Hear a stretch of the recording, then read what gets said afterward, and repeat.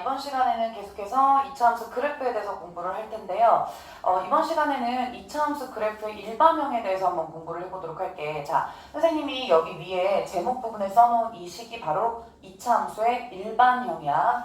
그래서 우리는 보통 이차함수의 형태, 식의 형태를 두 가지로 나타낼 수 있는데 바로 이렇게 y는 ax제곱 플러스 bx 플러스 c일 때 자, 당연히 x제곱의 개수인 a는 0이 될 수가 없습니다. 자, 이렇게 나타내어지는 식의 형태를 이차함수의 일반형이라고 얘기하고 앞에서 우리가 열심히 공부했던 PQ가 나와 있는 식 있죠? 꼭지점의 좌표를 바로 알 수 있는 ax-p의 제곱 플러스 q 이런 형태의 식을 이차함수의 표준 형식이라고 말을 한다. 이렇게 일반형과 표준 형식의 형태의 차이구나 라고 생각하면 될 것 같고요.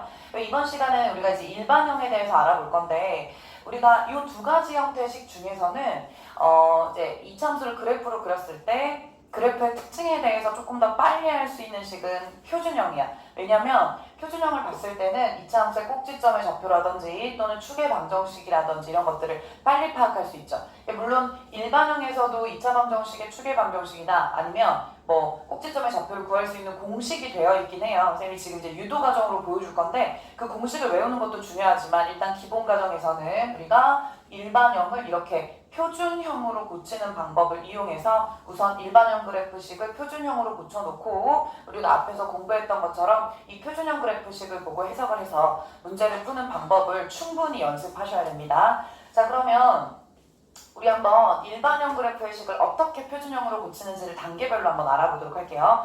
자, 첫 번째 단계는 뭐냐면 우리가 x제곱의 개수가 있어. x제곱의 개수로 묶어줄 거야. 그런데 어디까지 묶어줄 거냐면 1차항까지만 묶어줄 거야. 다시 첫 번째 단계는 우리가 일반형을 표준형식으로 만들 때 x제곱의 개수로 2차항과 그리고 1차항까지를 이렇게 묶어줍니다. 우리가 앞에 2차 방정식에서 왜 완전제곱식을 이용한 풀이 할 때도 그때는 최고차항 개수로 양변을 모두 나눠줬는데 그때 선생님이 이제 본 수업 때는 x제곱의 개수로 x제곱의 개수인 a로 묶는 방법도 또 알려주거든요. 그래서 1차항까지만을 우리가 x제곱의 개수로 묶어요. 그러면 이제 여기 이제 괄호로 묶일 거고 그리고 플러스 c 여기 상수는 그대로 이렇게 밖으로 괄호 밖으로 나오게 됩니다. 자, 묶은 상태에서 그 다음 두 번째가 뭐냐면 이 괄호 안에서 누군가를 더하고 빼야 돼요. 자, 우리 익숙하죠? 이 말. 누군가를 더하고 다시 빼준다. 누군가를 더한다. 형태를 보면 일반형에서 표준형으로 고칠 때 우리가 눈에 띄는 부분이 바로 이 완전제곱식 부분이 띄어요. 근데 일반 형식에서는 그냥 2차항, 1차항, 상수 이런 식으로 이제 항이 이제 이렇게 조합이 되어 있죠. 그러니까 우리가 여기 이 식에서 완전 제곱식을 만들어내야 된다는 거야. 그러면 괄호 안에 묶은 이 식의 1차항의 개수에 반의 제곱을 더하고 한 번 또 빼주는 거예요. 그러면 여기서는 이제 반의 제곱이라는 게 a분의 b가 1차항의 개수잖아. 그걸 반으로 나눈다는 건 곱하기 2분의 1을 한다는 거지. 그리고 이거의 전체 제곱. 이게 바로 1차항 개수의 반의 제곱이라고 할 수 있어. 나누기 2라는 건 곱하기 2분의 1을 하는 거지. 그럼 괄호 안으로 1차항까지를 묶고 여기에 이 식의 반의 제곱. 그렇다면 누가 되겠어? 2a분의 b의 전체 제곱. 이렇게가 되는 거겠지? 이 식을 더해줘. 일단 전개하지 않고 더할게요. 그리고 나서 우리가 지금 사실 일반형을 표준형으로 바꾸는 것은 이제 식을 변형해가는 과정이거든요. 그런데 이제 식을 변형할 때 우리가 필요에 의해서 어떤 식을 더해주거나 뭐 빼주거나 곱해주거나 나누어주거나 그럴 수 있어. 그런데 우리가 원래 없던 자리에 없던 i인 2a분의 b의 전체 제곱을 더했으니까 다시 2a분의 b의 전체 제곱을 이 괄호 안에서 빼주면 결국 2a분의 b의 전체 제곱은 없던 수가 되는 거지. 근데 굳이 왜 빼줄 걸 더해주냐라고 묻는다면 우리는 이 식 안에서 완전 제곱식을 만들어야 되다 보니까 여기까지 해서 만들어지거든요. 완전 제곱식을 만들어야 되다 보니까 완전 제곱식이 되기 위한 조건 자체가 1차항의 개수를 2로 나눈 제곱이 상수항으로 들어가면 완전 제곱식이 되거든요. 그러다 보니까 더해준 거야. 근데 식이 어떤 수를 더해줬기 때문에 다시 한번 빼주는 과정이 있어야 된다는 거죠. 자, 그럼 식이 어떻게 바뀌어지냐? y는 a하고 이 부분에서 x 플러스 2a분의 b의 전체 제곱 이렇게가 우선 만들어지고요. 그리고 지금 이 뒤에 있는 i는 앞에 있는 a와 곱해서 빠져요, 밖으로. 됐어요? 자, 근데 이 2a분의 b의 제곱은 얼마야? 4a 제곱분의 b 제곱이지? 그치? 근데 앞에 있는 계수 a와 곱해서 밖으로 빠져지는 거야. 일단 마이너스라고 생각을 해야 되겠고, 자 그러면 마이너스 4a 제곱분의 b 제곱 곱하기 a가 되면 약분이 일단 a가 약분이 돼요. 그러면 곱해진 a는 없어지고 이 분모의 a 두 개 중에 하나가 사라지는 거지. 그러면 상수 얼마로 빠진다고 보면 돼? 이제 마이너스 4a분의 b 제곱으로 빠집니다. 그리고 뒤에 있는 상수 플러스는 그대로 이렇게 써주시면 돼요. 됐어? 자, 그럼 우리가 이 식을 한 번만 더 정리를 해보자. 그럼 y는 ax 플러스 2a분의 b의 전체 제곱이고, 요거 우리 마치 근해 공식 유도하는 과정이랑 좀 비슷하죠? 이쪽을 우리가 통분을 한번 해서 생각을 해보면 어떻게 되겠어? 마이너스 4a로 통분할 거야. 그럼 이쪽에는 분모와 분자의 전부 4a가 곱해졌겠지. 자, 그럼 마이너스 4a분의 b제곱. 맞아? 그리고 마이너스 4ac 이렇게가 되겠지.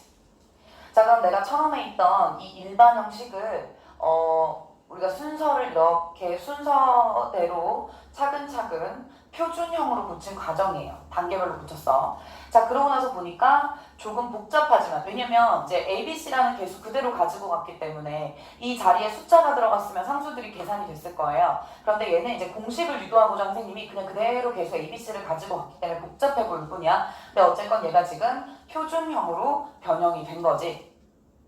맞아? 자, 그러면 쌤이 여기 표준형으로 변형을 시킨 이 식에 대해서 한번 정리를 해보도록 할게. 자, 이 그래프의 꼭지점의 좌표를 내가 구할 수 있어. 왜? 표준형으로 변형이 됐기 때문에 꼭지점의 좌표를 그냥 우리가 이 표준형식이라고 생각하고 구하면 되는 거야. 자, 그럼 얼마가 나와요? 마이너스 2a죠. 마이너스 2a분의 b죠. 마이너스 2a분의 b, 마이너스 4a분의 b제곱 마이너스 4ac 이렇게가 나오는 거지. 자, 그러면 요 그래프식에서 꼭지점의 좌표는 마이너스 2a분의 b, 마이너스 4a분의 b제곱 마이너스 4ac가 된다. 자, 그 다음에 이 그래프의 추계방정식도 구할 수 있다. 추계방정식 x는 얼마가 되는 거야? 그치? 마이너스 2a분의 b가 되는 거지. 자, 꼭지점의 x좌표 값이 그대로 추계방정식의 상수로 나왔던 건 기억하실 거예요. 이렇게 되고, 그 다음에 하나만 더 우리가 구해보면 이 그래프를 그렸을 때 이 그래프와 y축과의 교점이 있어.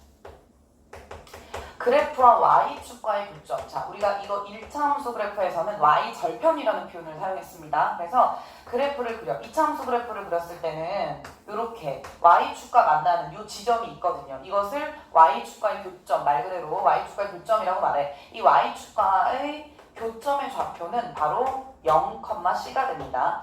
자, 그럼 우리가 처음에 일반 형식을 봤을 때 사실 이 그래프 자체에서는 이렇게 표준형으로 고치지 않는 한, 또는 이 공식을 내가 암기하고 있지 않는 한, 뭐 꼭지점의 좌표라든지 축의 방정식은 사실 알 수가 없어요. 저기 자체의 식만을 보고는. 그러나 이 C자리, 이 그래프의 상수 자리는 바로 y축과의 교점을 나타내는 자리였구나를 알 수 있죠. 근데 여기서는 이제 교점의 좌표를 물어봤기 때문에 0,c라고 얘기를 하는 거지.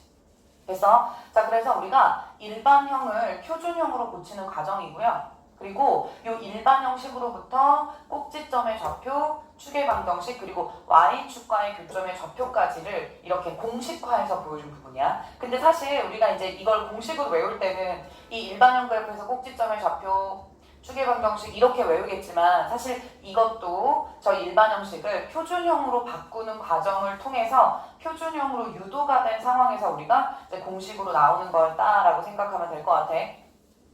됐죠? 그래서 이제 우리가 기본 과정을 할 때는 물론 이것을 공식으로 외우는 것도 굉장히 중요해요. 나중에 심화 과정을 할 때나 또는 고등 과정 갔을 때는 이게 필요해요. 이 공식을. 특히 축의 방정식만을 찾을 때가 많거든요. 그냥 우리가 꼭지점의 좌표는 필요 없고 축의 방정식이 좀 필요할 때가 있어. 그럴 때는 일반 형식에서도 마이너스 2a분의 b, 이게 이제 축의 방정식의 상수라고 생각하고 외우는 게 필요하기 때문에 외우셔야 되는데요. 아까 선생님이 얘기했던 것처럼 일단 기본 과정에서는 우리가 일반형을 표준형으로 고치는 이 단계에 익숙해질 수 있도록 충분한 연습을 하는 게 좀 더 중요합니다.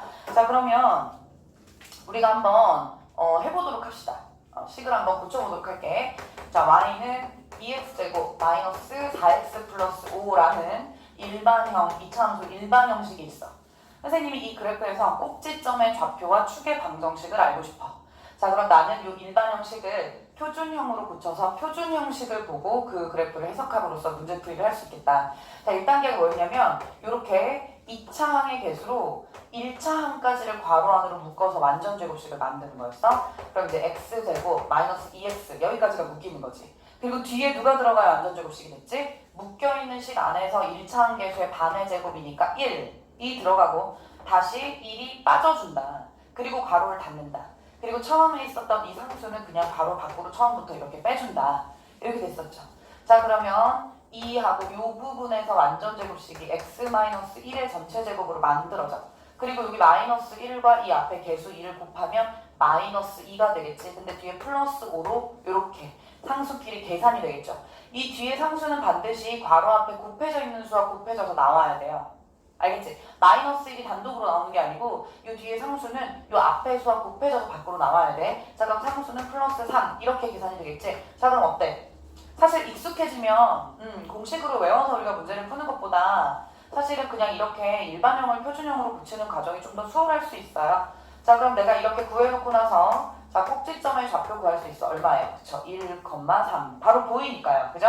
표준형에서는 꼭지점의 좌표가 바로 보이지? 자, 축의 방정식은 얼마예요? x는 1.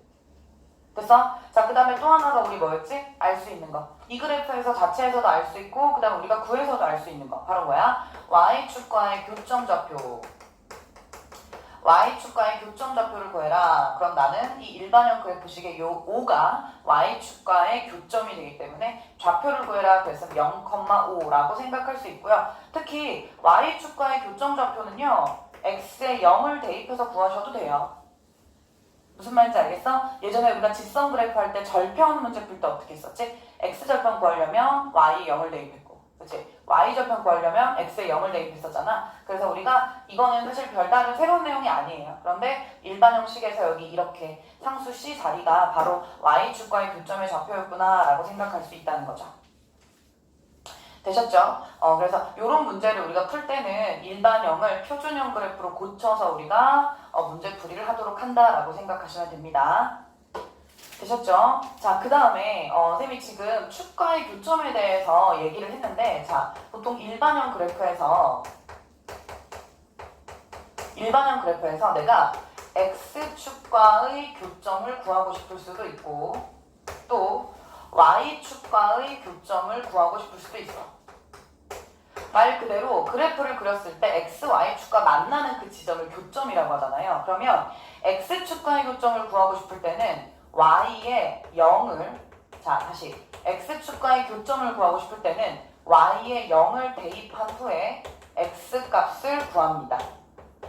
됐어요? 자, 그럼 이게 결국 직선 그래프에서는 x절편과 똑같은 개념이 되는 거예요.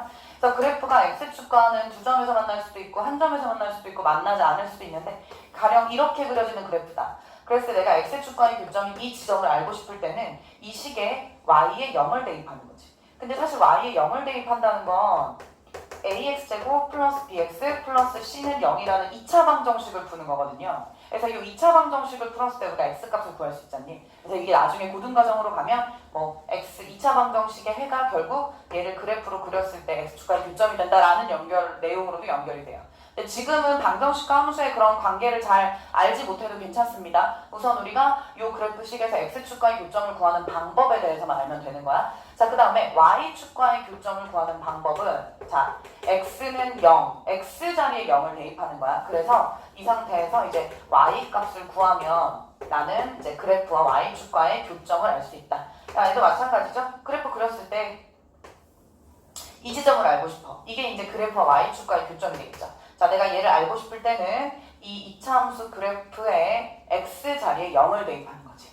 근데 이 그래프 x자리에 모든 자리에 0을 대입하면 자, ax제곱 없어지면서 0, bx제곱 없어지고 0 되잖아요? x에 0이 들어갈 거니까 그럼 남는 아이는 누구예요? c밖에 없지. c는 하고 y 이렇게 되는 거지.